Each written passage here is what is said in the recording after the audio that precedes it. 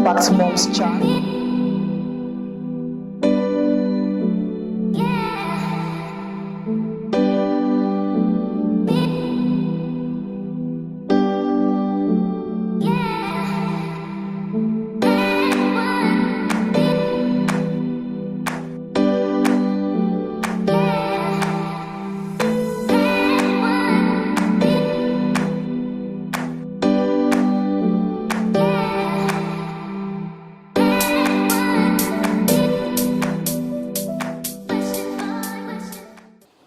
It can happen. If it happens to any, if it can happen to any woman, yes, to normal pregnancy, yes, it can happen. Okay, that's also something that is possible. Okay, it's something that is possible. So a surrogate mother can miscarry. Okay, so now if it happens, we're looking at what stage. Is it first trimester? Okay. Does it happen in the first trimester? Does it happen in the second trimester? Do you understand? Yeah. For the ones I've seen usually will not get to, by the time she's coming for confirmation scan at 6 weeks, the pregnancy will not be there. Okay, so do you have a age group between age this and this? For surrogate mother, yeah, usually for all our surrogate mothers are usually between the age of 25 to 38.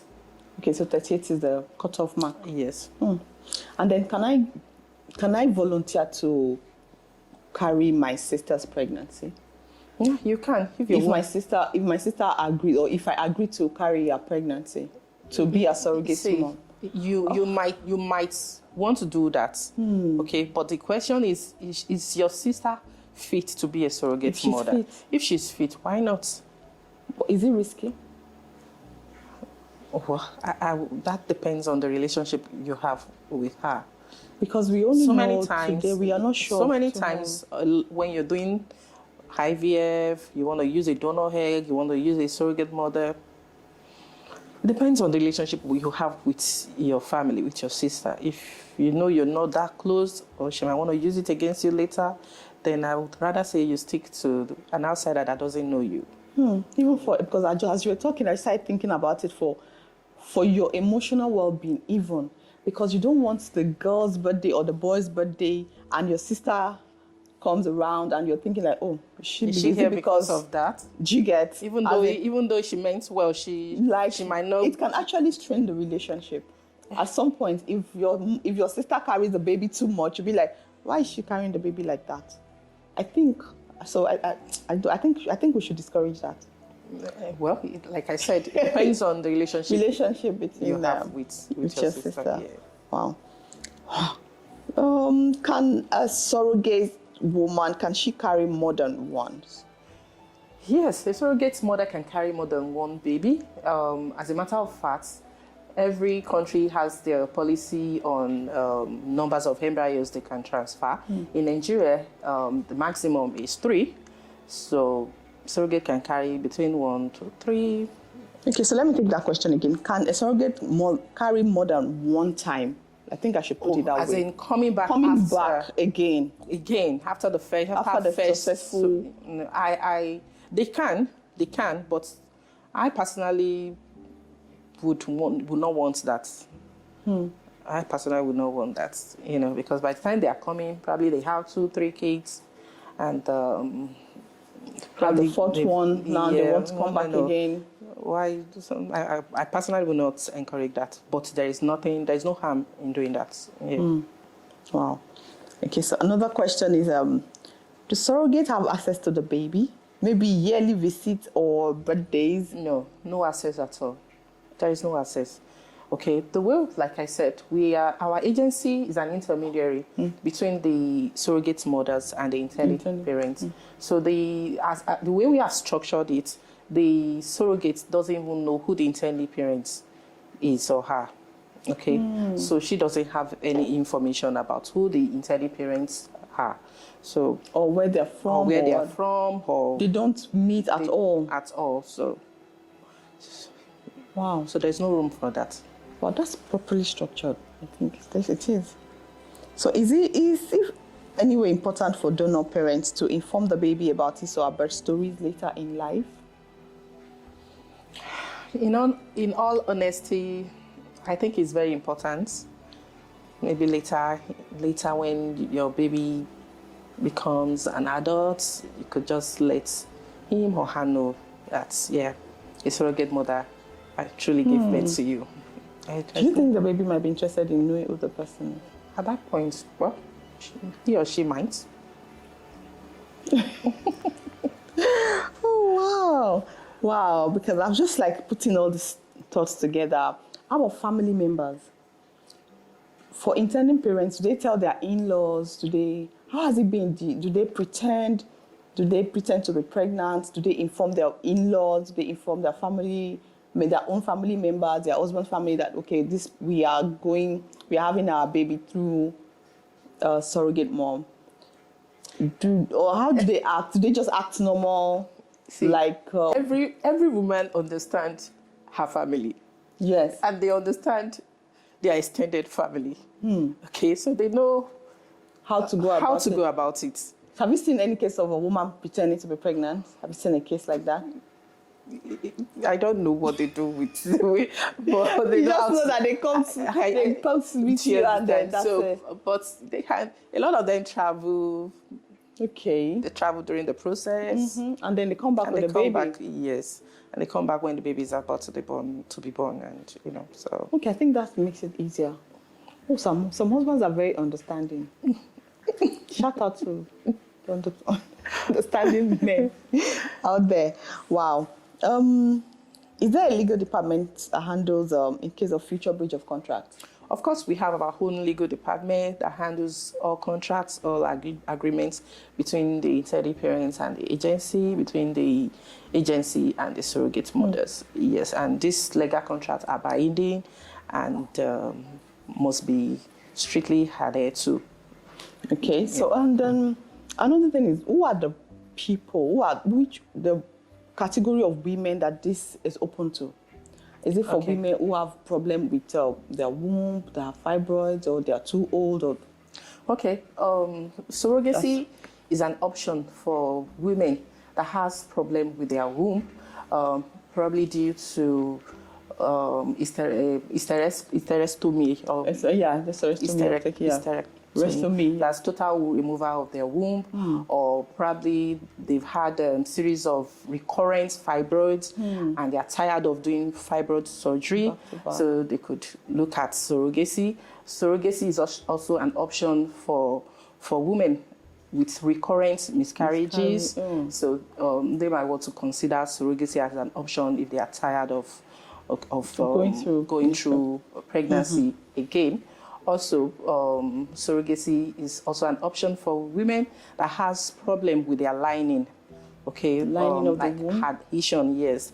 So if there is adhesion, then it's going to be very difficult to get pregnant. Okay, some adhesion can be treated with stereoscopy, but if your adhesion, the addiction is so intense and it can't be managed, then surrogacy is an option. Also an option. Then we have some women that they have medical condition that pregnancy could complicate, like heart problem, liver problem, and all that. So they can decide to do surrogacy to give birth. Okay, women with cancer and all that, going through chemotherapy, might decide to do surrogacy. So a whole lot of reasons are there. And we also have some women, they are just afraid to get pregnant. So they just don't want they are scared. I've seen a lot of them. So I decided to do surrogacy. So so that's age. Is age a factor too? Age. Well, because if you think like maybe you're getting too old. Once you're 54, medically you can't. You shouldn't try. You should do surrogacy if you still want to. So even up to 54, people can still get pregnant? Yes, they can still get pregnant. But high-risk pregnancy? And they can be managed. They can be managed, yes, closely managed all through pregnancy. Wow. Yes. So really... So I think I want to add this because we've been discussing surrogacy and we didn't actually discuss what surrogacy is all about. Yes. So surrogacy is when another woman helps you to carry your pregnancy. And there are two types. We have the gestational surrogacy and we have the traditional surrogacy. In my agency, we practice gestational surrogacy. Okay. Gestational surrogacy is a surrogacy whereby the surrogate mother is just the carrier alone. She's not genetically linked to the baby. Child. We are not using her eggs. We are using the intended parents' eggs and sperm, during the IVF, and she's just carrying the child. So technically, the baby is not our own, and that is what we practice in surrogate mothers. Yeah. Okay, so the other type, traditional, involve using the surrogate's egg. So meaning that the surrogate mother is going to be the biological mother of the baby. So we don't do that. Yeah. Oh, okay. Okay. Wow. Wow, it's been so interesting. It's been so interesting. So at the end of the day, looking at it, it's really not a big deal. Really. I think the fear of most people is the baby looking like someone else. Or fear of surrogate coming back. Or fear of surrogate coming back. Yes. Or fear of what people will say. That's what people will say. I'm sure you get that a lot. I get that a lot, especially fear of surrogates coming back or fear of surrogates coming to demand for money. Yes. From them. Okay, that's another thing, blackmail. Yes, I do get that. But it won't happen, like I said, because we are intermediary. So the surrogate mother... They don't even know how to contact you. Yes, so that won't happen. Wow. Okay. So while surrogacy may not always be simple or straightforward, more and more people are choosing that route. If surrogacy seems like it might fit or it might be good for your family, consider contacting an agency near you to go over the timeline, costs, and any other consideration that may be specific to your journey. There are many ways to become a parent, and this is one of them. Don't deprive yourself. Wow, it's been so nice speaking with you. So how do we get to you? I'm sure some people will just change their mind right this minute, like, okay, they'll need to do this. So how do they get to you? Okay, so we are all over social media at Meet Surrogate Mothers on Instagram, on Facebook. Then, of course, you could check our website, meetsurrogatemothers.com. Wow, okay. Yes. Nice. Okay, so is there any question I've not asked you and people ask you this question a lot? Or have I answered all the questions? I've asked you all the questions. I think we've covered a lot of topics. Okay. Yes. So do you want to encourage women that are still, of course, chicken-hearted? Yes, I would want to. I'm talking to somebody right now. I know you need this, and there is actually nothing stopping you from getting this done in Nigeria. A whole lot of intended parents would prefer to go abroad to do this, but the truth is a lot of intended parents abroad are now coming back to Nigeria to do this. So it is safer to do it here, and your identity is well protected if that is your fare. And you truly have nothing to worry about. Yes. Wow. And then they have done all their background checks on the surrogates, and then the intending parents have access to check background, like whatever background check you've done. The agency takes sole responsibility of taking care of the surrogate mother all through pregnancy, even till the food they eat. We visit them, we monitor them, we ensure that they are compliant. So do they stay in their own houses, or do you put them in a place? They get accommodation. Okay. So accommodation through is the agency provided, yes, throughout the period. Okay. Sorry, let me ask this personal question. How did you start? Why did you start this? Because it's kind of awkward. I know. Okay, so I actually started in 2014 as a donor agency. So I somehow, my husband is a medical doctor. And so one day he told me, oh, my office is in need of donors, egg donors. And I was like, what was that? Why? I didn't understand that. Wow. And so he explained to me that once women are 40 and above, it's going to be pretty difficult to use their eggs. So they need egg donor, a younger female who would donate so in eggs this for them. case now, they plant that in the woman's womb. Yes. Not like a surrogacy, not that. Okay. Yes, so through IVF. Okay. So IVF. So I started doing that, talking to younger females, telling them talking to them why they should donate their eggs and all that. So and I started, and they responded very well to it. So that's how I started my agency. Okay, so later on, I felt like doing, okay, why surrogacy is not that common around. And it is even that, but I think it's just information, knowledge. We are not aware of these things, that it's you're nobody, your child is not attached to anybody. Anybody. Really? Yeah. Wow, it is so interesting. So where are you going from here? Now you move from egg donor to surrogacy. So where are you going next?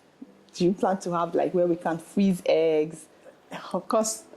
Yeah, that's part of growth. Of course, we are on that already. Oh, really? So we are on that. Okay, we are on that already. So you can freeze eggs. Freeze your eggs and all that. For how long?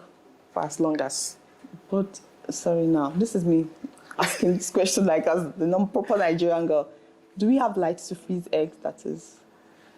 Electricity. The in vitro fertilization labs, our center, are being powered by inverters. There's so many unnecessary fears we just yes, inverter, generator, 247, all that stuff. How about sperm donor? Everything. Wow. Everything. Do you think people respond to that? Very well. Wow. Okay. Can I ask what else do I need to ask? I think I've done everything for us. Yes. I think I've asked all the questions. You've covered. Thank you so much for coming here today. It's been so wonderful. Wow. I think we should just embrace her. We can check her out at Surrogacy. Meet Surrogates. Mothers.